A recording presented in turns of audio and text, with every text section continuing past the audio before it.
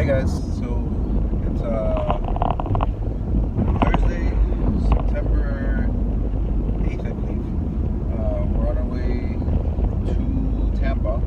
Just crossed Alligator Alley on 75 out of Miami. We headed west. Traffic wasn't too bad at all. We got a little storm on the way in the middle of the Everglades, but that's usually what happens just because of the rain that forms in that area. The girls are in the back sleeping. They've been sleeping for about 10 minutes into a trip.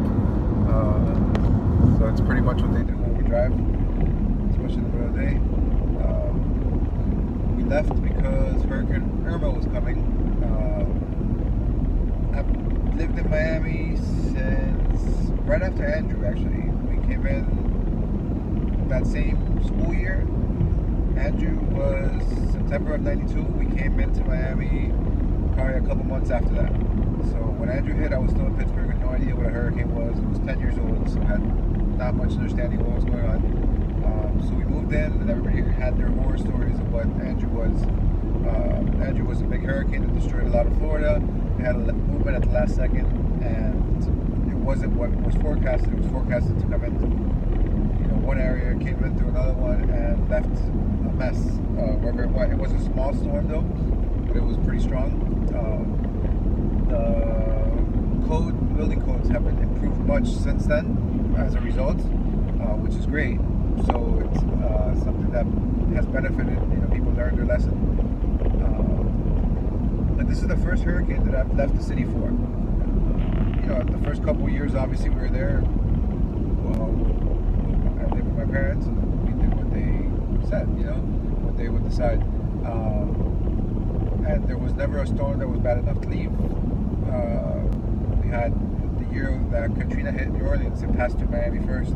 It was Katrina and then Wilma in like a week apart, and that was bad. There was some flooding. The power went out, but it wasn't strong wind or anything of the sort, so it wasn't too bad. It was in medium of summer. It was hot. There was no gas, no electricity. But in a couple of days, everything was up and running and not much damage. This one, last year we had Matthew, which curved up, sort of what Irma's doing, but it curved up and went into the Bahamas and stayed offshore. So basically, we boarded up, everything was ready, we were prepared. It wasn't as strong as this one, and it missed. It's like a common theme that, as long as I remember, the hurricanes dodge Miami. For some reason, the eye doesn't come through, so it doesn't leave as bad of a damage. But this hurricane, it seems a little bit different.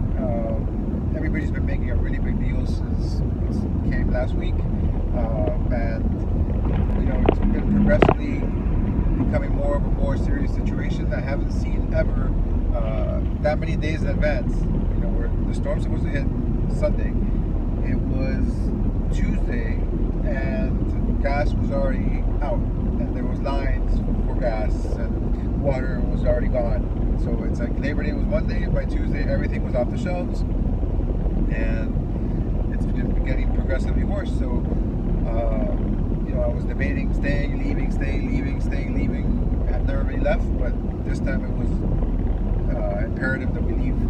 So we put tape on the inside of our windows. It's a very it's not that big of a strong hold. The house that I'm renting is not a property of mine, so they don't have shutters, and I didn't put them in. So just put tape on the inside of the windows, locked everything up, moved the stuff away from the windows, covered some of the TVs with some bags, and we're leaving. So we're going to be staying a little bit north of Tampa for the night, and then tomorrow probably head out towards the Panhandle. Originally my plan was to go to Orlando. Orlando's at the center of the state, 4 hours up, but it seems like it's going straight from the 5 o'clock advisory that they just had. It looks like it's pretty much going straight up Florida, so Orlando will be in the path as well. It won't get hit as hard as Miami, but we'll go ahead and see. Yeah, perfecto. Gracias.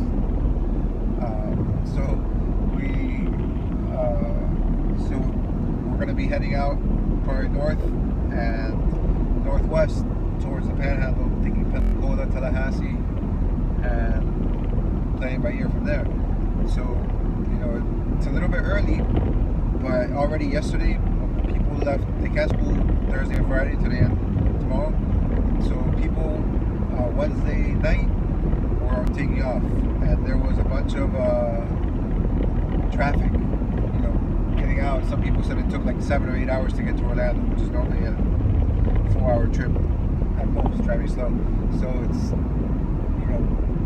we headed west to avoid the Orlando area because people in Orlando are leaving as well. Everybody up the East Coast is leaving.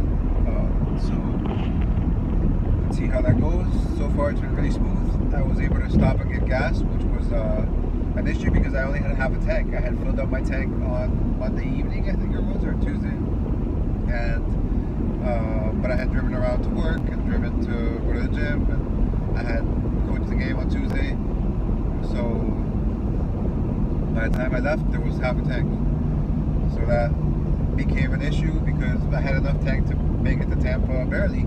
So as soon as I crossed Alligator Alley and I was able to go out to the Naples area, I just finally decided to just wait in line and suck it up. I went to like 3 different gas stations, and I went back to the first one, which had, it seemed like a big line, but it had the smallest line and the larger number of pumps. So full tank of gas, 2 hours into the trip, have probably another 2.5 to 3 hours left. So we'll be arriving around 9:30 to the place I already booked it on the way, and we're good. I packed a suitcase for me and the girls.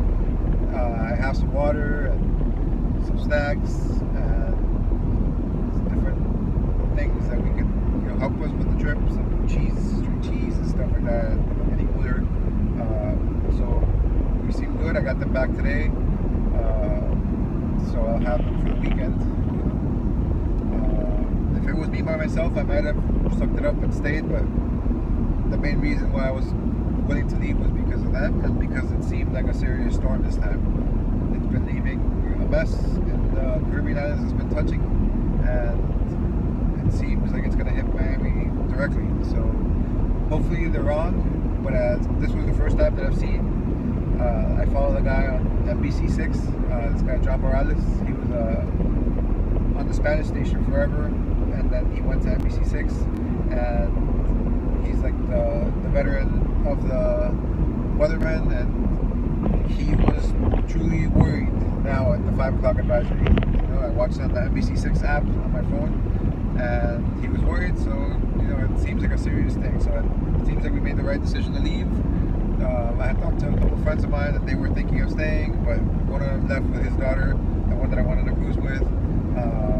So we might meet up with them around the Tampa area, and another one was thinking of actually leaving. So I told them, they have time until probably Saturday afternoon is when some tropical storm winds are going to start coming in. So you can get out of Miami probably tomorrow as well, maybe even Saturday morning. But after that, it might be just suck it up and stay. So we'll keep you guys posted, and